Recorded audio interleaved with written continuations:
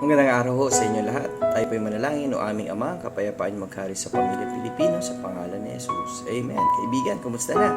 Tayo magpapatuloy sa ating strong exhortation from the book of 1 Thessalonians chapter 4 and verse 18. Wherefore, comfort one another with these words. Well, ito po'y mga salita na mula sa Thessalonica na sinasabi ni Apostle Paul, nawa kapayapaan, aliwin kayo sa isip, ng mga aral mula sa salita ng Diyos na kanyang ipinahagi na muling babalik ang ating Panginoong Kristo at kukunin niya ang mga taong tumanggap sa kanya. Kaya kaibigan, ito ay hamon sa iyo.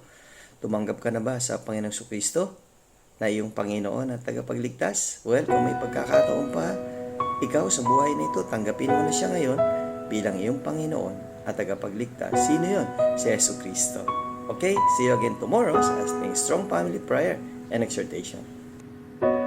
Nasa iyong mga kamay ang paghilom.